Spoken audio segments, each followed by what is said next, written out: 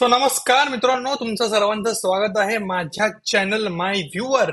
आणि हा माझ्या चॅनलचा पहिला बिग बॉस रिव्ह्यू आहे. आणि ह्या आधी मी कधीच बिग बॉस या कार्यक्रमाचा रिव्ह्यू केला नाही. रेदर मी बिग बॉस हा कार्यक्रम आधी बघायचोच नाही. पण मराठी बिग बॉस आल्यापासून मी हा जो कार्यक्रम आहे ते बघण्यास सुरुवात केली आणि आता इंटरेस्ट यायला लागलाय. आणि त्यामुळे ह्यावेळी मी ठरवलं की चित्रपटांचे रिव्ह्यू तर आपण खूप करतो, पण आपण बिग बॉसच्या घरात काय चाललंय त्यांच्या कंटेस्टंट बद्दलचं माझं मत ते मी तुमच्यावर शेअर करणार आहे. माझं मत हा शब्द खूप इम्पॉर्टंट आहे, कारण मी माझा व्ह्यू माझ्या चॅनलचं नाव सुद्धा तेच आहे. लोक विसरतात अनेकदा, पण मी माझा व्ह्यू शेअर करणार आहे की मला काय वाटतं. ठीक आहे, आणि तुमचं ओपिनियन किंवा तुमचा व्ह्यू त्याच्यापेक्षा 100% डिफरंट असू शकतं, आणि त्याला रिस्पेक्ट आहे माझ्या साईडनी. पण मला एवढंच म्हणणं आहे की तुम्ही सुद्धा माझ्या ओपिनियनचा आदर करा, रिस्पेक्ट करा, आणि कमेंट सेक्शन मध्ये थोडासा ना एक ह्युमॅनिटी दाखवा. काहीही कमेंट करू नका, विचार करा मग कमेंट करा. आणि पहिला एपिसोड आहे, तर मी रेकॉर्ड करतोय आणि आपण प्रत्येक वीक मध्ये बिग बॉसचा एपिसोड करणार आहोत. जसं विकेंडचा वार असतो, पाऊसा धक्का असतो, तसंच तनिषचा विकेंडचा वार असणार आहे. विकेंडच्या वारच्या आधी तुम्हाला संध्याकाळी व्हिडिओ बघायला मिळेल. जर या व्हिडिओला चांगला रिस्पॉन्स मिळाला तर मग आपण लाईव्ह करू. तुम्ही सबस्क्राईब करा माझ्या चॅनलला. जर चांगला रिस्पॉन्स मिळाला तर आपण याच गोष्टीला लाईव्ह करू. डेली तर मी करत नाही रिव्ह्यू, कारण मला वाटतं की रोज एवढा कंटेंट नसतो, पण आठवड्याभरात ज्या गोष्टी घडतात त्याचा एक चांगला कंटेंट मिळतो आणि त्याच्यावर बोलण्यासाठी पण चांगल्या गोष्टी मिळतात. सो सुरू करूयात विदाऊट एनी फर्दर डिले. मी माझ्याकडे भाई सगळं ओपन आहे का बघून घेतो. ओके ओके, चला तर सुरू करूया. तर बिग बॉसचा कंटेस्टंट पासून आपण सुरू करणार आहोत. की सुरुवात झाली कार्यक्रमाला, एक आठवडा होत आला आता, आणि कसे दिवस गेले कळलंच नाही. एक आठवडा सुद्धा झाला आहे. बिग बॉस ओटीटी जे हिंदी आहे त्याचं विनर आपल्याला कळलं आहे. तिकडे चला बायसनेस झालंय, ते सना मकबूल जिंकली आहे, तो वेगळा प्रश्न ऑल टुगेदर, मला ते पटलेलं नाही.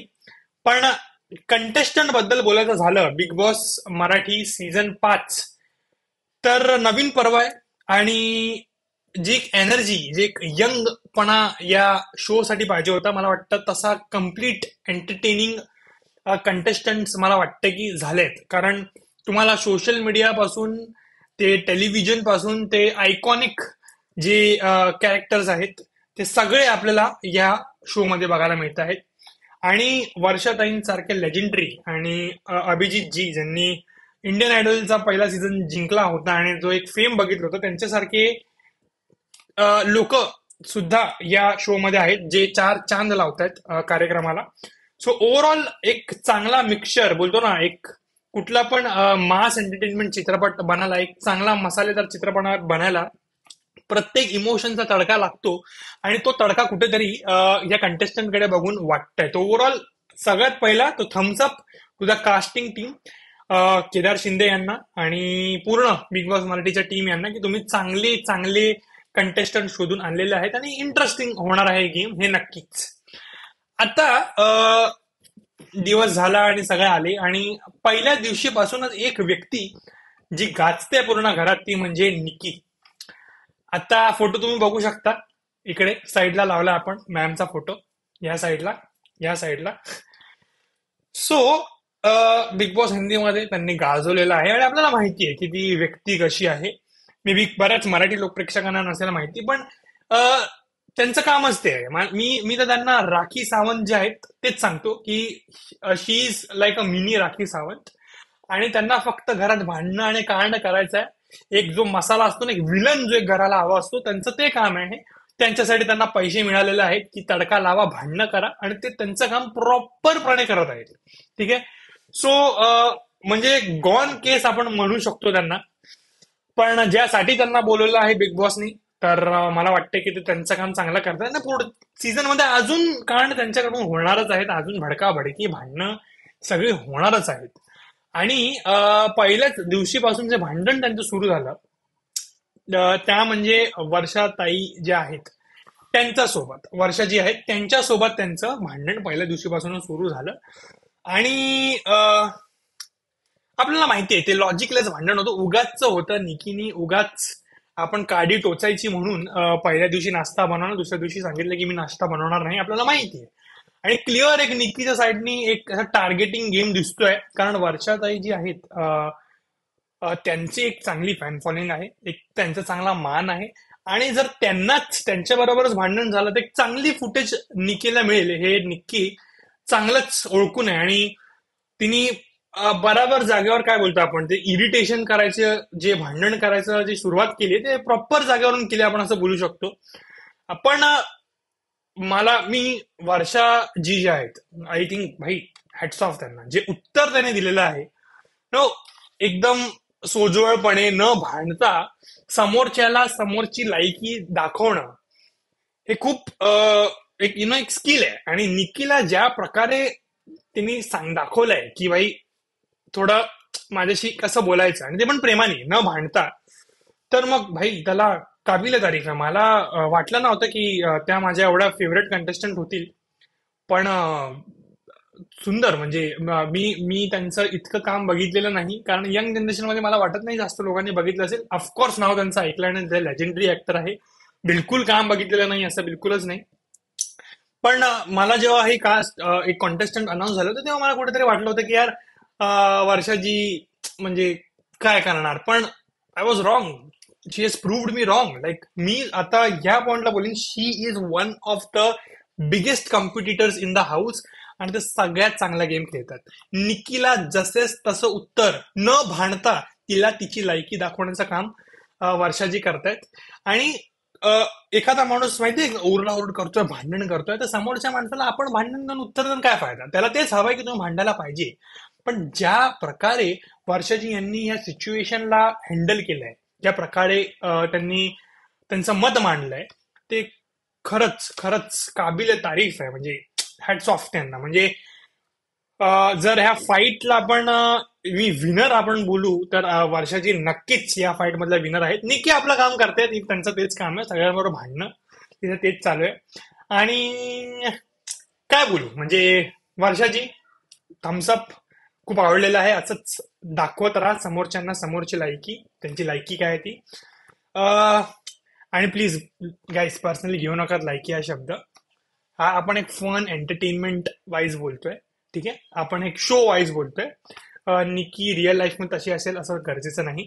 तिचा एक पर्सनॅलिटी, एक फेस घेऊन ती तिकडे आली आणि तिचं तेच काम आहे. त्याच्यासाठी तिला पे करतात बिग बॉस, त्यासाठी तिला घेतलं आणि ते तिचं काम करते. सो लायकी वगैरे शब्द धरून तुम्ही जर कमेंट करत असाल तर नक्कीच बघा. बाकी फरक पडत नाही तुम्हाला, ज्यांना जे कमेंट करायचे ते करू शकतात. कमेंट सेक्शन ओपन आहे. त्यानंतर दुसरी फाईट निक्कीकडे थांबली नाही. त्याच्यानंतर झाला एक टास्क आणि एक लव्ह अँगल क्रिएट करण्याचा अरबाज पटेल सोबत जो एक अँगल करण्याचा प्रयत्न इकडे चाललाय तो दिसतोय, ठीक आहे.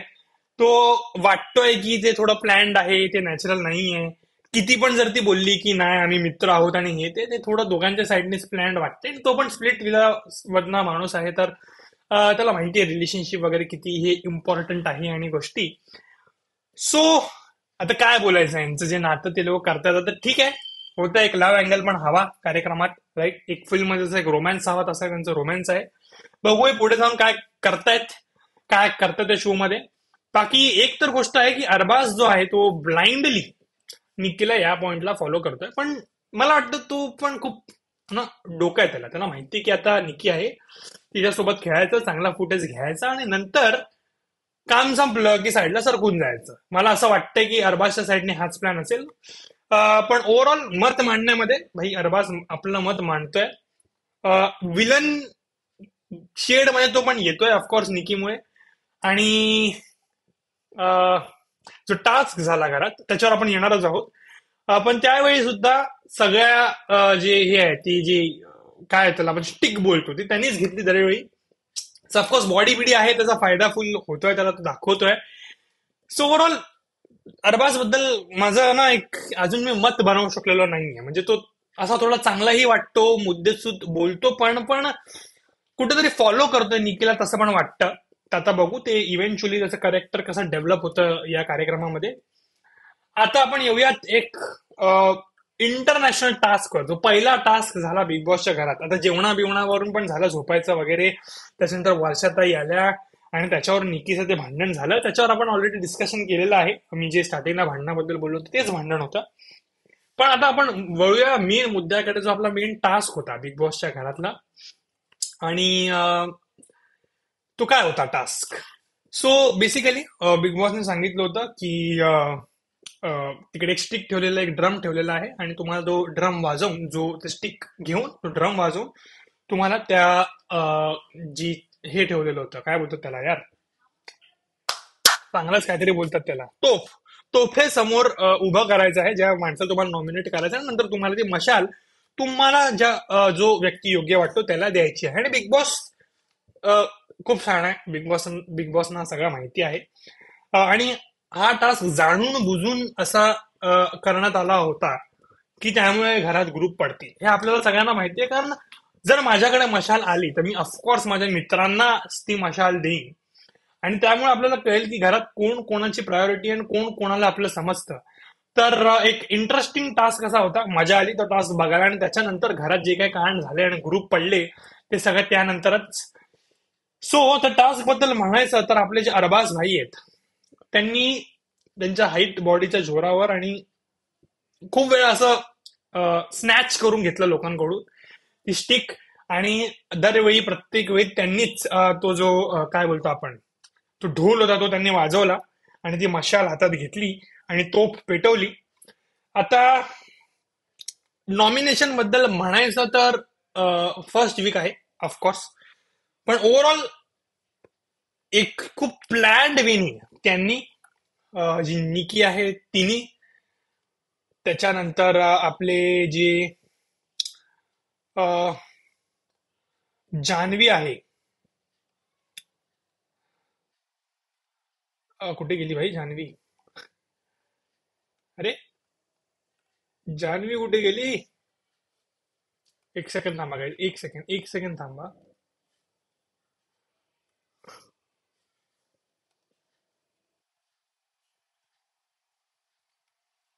जान्हवी गायब झाली. चला ठीक आहे, काही विषय नाही. अ, अरे अशी कशी गायब झाली भाई? फुल सेटअप करून आलो मी.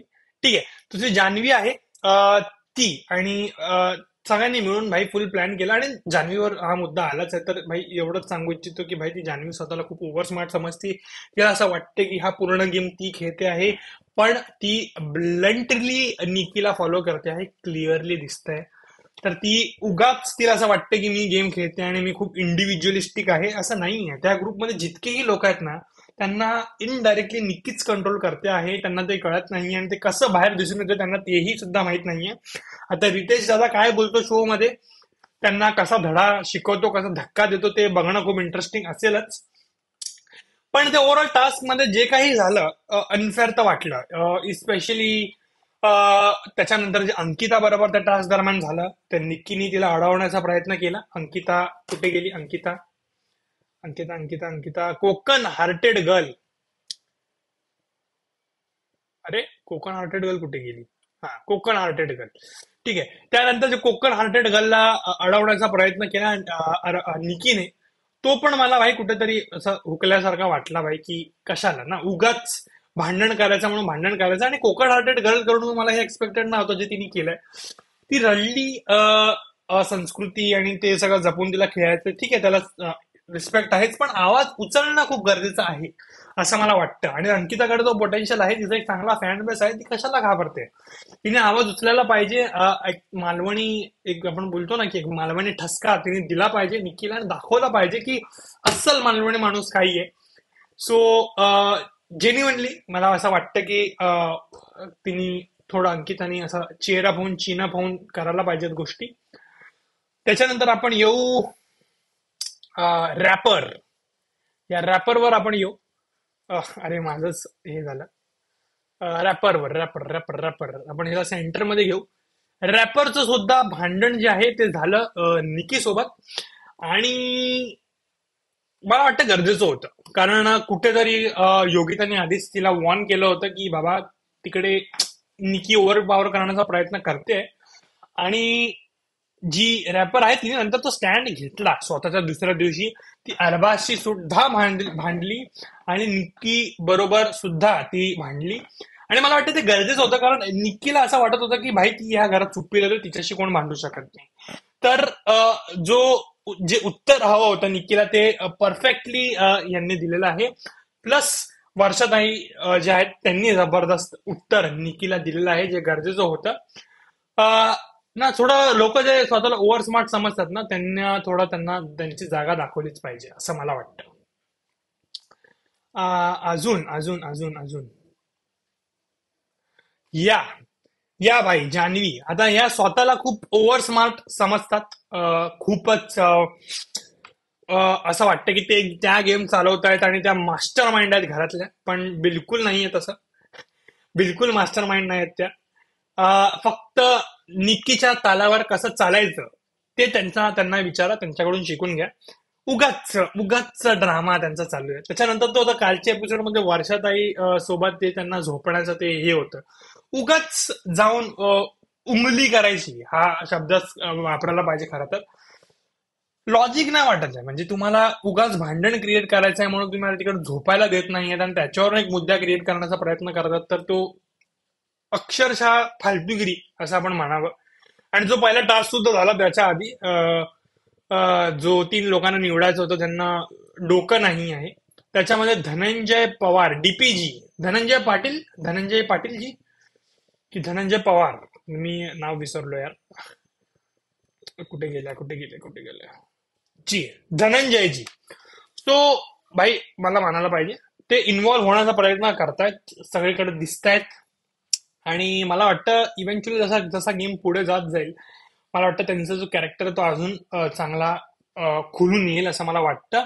आणि सिमिलरली मला त्याच पॉइंटला सूरज, खरंच भाई हा माणूस माझ्या मनात उतरलाय. म्हणजे खूपच चांगलं एक मला वाटतं कंटेस्टंट, ज्याचं मी एक्सपेक्टेशन नाही केलं होतं की या शो मध्ये येतील. त्यांना बिग बॉसनी बोलवलं आणि बिग बॉसने ज्या प्रकारे मोटिवेट सुद्धा केलं आणि वोट पण चांगले भेटतात, कारण लोक सपोर्ट करतात सूरजला. त्याचा जो साधेपणा आहे, त्याची जी एक स्टाईल आहे, बुक्की बुक्की देईन, सुंदर म्हणजे अप्रतिम त्याचं आय थिंक सो एक कॉन्ट्रीब्युशन मला घरात दिसतं. आणि बिग बॉसने मोटिवेट केल्यापासून तर भाई फुल फॉर्म मध्ये आहे. निक्कीला पण डायरेक्ट सुनवलं, भाई तू तुझं सामान तू स्वतः घेऊन जा, मला नको सांगूस. आणि पहिला लोक सगळे त्याला डम समजत होते, पण आता तो मला वाटतं दाखवेल लोकांना काय त्याच्यातली ताकद आहे, काय त्याच्यातली पॉवर आहे. ठीक आहे, कमबीम समजू नका बाय, तो फुल राडा घालणार आहे यावेळी शो मध्ये. आणि दुसरी गोष्ट म्हणजे ते कुठेतरी तो आला आणि स्टार्टिंगला तो थोडा कन्फ्युज होता. तो एक इन्फिरियरिटी कॉम्प्लेक्स येतो.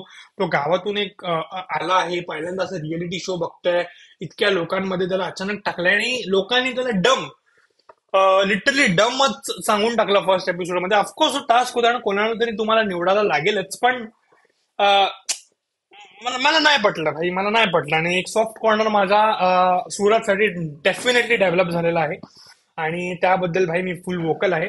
आणि मला वाटतं की हा माणूस फुल राडा घालणार आहे.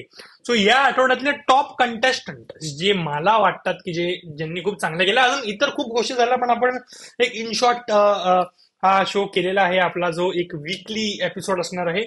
आणि या आठवड्यात जे मला व्यक्ती जे ऍक्च्युली मला वाटतं की चांगले खेळलेत, आणि माफ करा मी स्वतःचाच व्हिडिओ बंद केला, जे चांगले खेळलेत आणि मला वाटतं की पुढे अजून चांगलं करतील. आणि मला खूप असं एक अटॅचमेंट त्यांच्यासोबत झालेलं आहे. अटॅचमेंट इन द सेन्स मला त्यांना बघायला आवडतं आहे कार्यक्रमात. सगळ्यात पहिलं म्हणजे आपल्या रॅपरजी, म्हणजे ऍक्च्युली म्हणजे त्यांचा गेम जेन्युअनली चांगला आहे. त्या खूप प्रयत्न करतात गेम खेळण्याचा आपल्या साईडनी. त्यांचं फॉरेनर बाईला पण बोलवलंय, त्यांचं मला तर काय वाटत नाही जास्त दिवस त्या टिकणार आहेत, पण ठीक आहे. उगाच बोलवलं असं वाटतं. त्यानंतर मला वाटतं वर्षा जी, आणि मला वाटतं हा एक खूप मोठा सरप्राईज आहे माझ्यासाठी, कारण जेव्हा कंटेस्टंटची लिस्ट आली तेव्हा मला वाटलं नव्हतं की त्या इतक्या चांगल्या खेळतील. पण त्या खूप म्हणजे रस्ता कस्तीची टक्कर होणार आहे. आणि मला माहिती आहे टॉप 5 पर्यंत येतील असा मला विश्वास आहे. त्यानंतर ह्या आठवड्यात जो मला एक व्यक्ती खूप आवडला आणि मी त्याला पुढे पण एपिसोडमध्ये बघण्याचा एक बघणं, काय बोलते मी, पुढे मी त्याला बघू इच्छितो कार्यक्रमात, तो म्हणजे आपला सूरज. तो सूरज दादा तू पण राहा. आणि निकी, अ, एक विलन तर हवा ना घरात. सो निकी जी आहे ती पण मला वाटतं कंटेस्टंट ऑफ द वीक माझ्याप्रमाणे ते त्यांनी सगळ्यात जास्त कॉन्ट्रीब्युट केलंय आणि सगळ्यात जास्त दिसल्यात घरात आणि मजा आली त्यांच्यामुळे कार्यक्रमामध्ये. आता मी भाऊचा धक्का जो होणार आहे, कारण हा आपला शो आहे, विकेंडच्या वारच्या आधी माझं एक वर्डिक्ट मी सांगणार आहे. तर मला जे वाटतं की ह्या आठवड्यात जे अ, ज्यांना एक धक्का पडला पाहिजे तो म्हणजे अरबाज. थोडं सुनावण्याची गरज आहे अरबाजला, थोडं रिअलिटी चेक घेण्याची गरज आहे की जो एक लव्ह अँगल तू क्रिएट करतोस बाबा, त्याच्यात निकीलाच जास्त फायदा होतो तुझ्यापेक्षा. ठीक आहे, ते पुढे जाऊन काय ते त्यांचं कळेलच, पण त्याला एक थोडासा धक्का भेटला पाहिजे असं मला वाटतं. त्यानंतर अंकिताला एक थोडासा धक्क्याची गरज आहे, कारण ती तिच्यामध्ये पोटेन्शियल आहे पण ती दाखवत नाही तो पोटेन्शियल, आणि तो एक पुशची तिला गरज आहे, जसा एक सूरजला पुश भेटला. संस्कृती वगैरे ठीक आहे, ऑफकोर्स जपायलाच पाहिजे, पण समोरच्या माणसाला जसंच तसे उत्तर सुद्धा द्यायला पाहिजे. आणि भांडणं हा एक उपाय नाही, दुसऱ्या वेळी पण आपण ते देऊ शकतो, जसं वर्षाताई देत आहेत. त्याच्यानंतर ऑफकोर्स मला वाटतं की या आठवड्यात ज्यांना फटका जो आहे जो पडला पाहिजे तो येते म्हणजे निक्की. निक्कीला 100% भाई ती गरज आहे त्या फटक्याची, कारण थोडं ओव्हर होत आहे, शब्द जे ती वापरते ते चुकतायत. चाटाल का आणि हे काय आणि तंगड्यावर करून, हे शब्द थोडे चुकीचे आहेत असं मला वाटतं. ठीक आहे, हिंदी बिग बॉस होतं तिकडे सगळ्यात चालायचं, पण नको ना, कशाला म्हणजे घाण कशाला करायची ना गेम, भांडा आपण तुम्ही, असल्या गोष्टी नका बोलू. त्यानंतर अभिजित, एक्सपेक्टेशन होत्या मला यांच्याकडून, पण डिसअपॉइंटच केलेलं आहे आणि थोडं धक्क्याची यांना पण गरज आहे. डबल ढोलकी ते बनत आहेत. आणि त्या व्यतिरिक्त बाकी जे हे आपले कंटेस्टंट यांना धक्का पडला पाहिजे असं मला वाटतं. थोडं रितेश भाऊनी थोडा यांना धक्का दिला पाहिजे या वीक मध्ये असं मला वाटतं. बाकी ओव्हरऑल इंटरेस्टिंग होता पहिला आठवडा. पुढे असा कसा गेम जातोय हे बघणं खूप इंटरेस्टिंग असणार आहे. आणि आजच्या व्हिडिओसाठी मग इतकंच. आपण भेटू पुढच्या व्हिडिओमध्ये आणि तुम्हाला सांगा हा व्हिडिओ कसा वाटला. खूप कमेंट करा, कमेंट तुमच्या खूप गरजेच्या आहेत. आणि जर तुम्हाला व्हिडिओ आवडला असेल आणि तुम्हाला असेच अजून व्हिडिओ माझ्या चॅनलवर बघायचे असतील तर नक्कीच नक्कीच सबस्क्राईब करा. आपण लाईव्ह करू या गोष्टी, तुमच्याशी डिस्कस करता करता डिस्कस करायला म्हणजे रिव्ह्यू द्यायला मला नक्कीच आवडेल. आणि अनकट व्हिडिओ आहे, जे आहे ते आहे, तोंडावर आहे, मनात जे आहे तुमच्या समोर बोलतो मी. काही स्क्रिप्टिंग गिफ्टिंग काही नसते, आपली सरळ यायचं बोलायचं आणि आपलं मत मांडायचं. बिग बॉस मध्ये आपण कंटेस्टंट म्हणून ते एक्सपेक्ट करतो आणि मी तेच इकडे करतोय. सो आय होप तुम्हाला व्हिडिओ आवडला असेल, आणि जर आवडला असेल तर भाई नक्कीच सबस्क्राईब करा, कमेंट करा, प्लीज कमेंट करा तुमच्या आवडत्या कंटेस्टंटसाठी. आणि इथपर्यंत जर व्हिडिओ बघताय तर यार धन्यवाद धन्यवाद. You are die hard Bigg Boss fan आणि माय व्ह्यूला पण बघत राहू. So thank you so much, thank you so much. भेटू पुढच्या आठवड्यात आणि बघू रितेश जे काय बोलतात त्यांची होस्टिंग कशी आहे. Bye bye bye.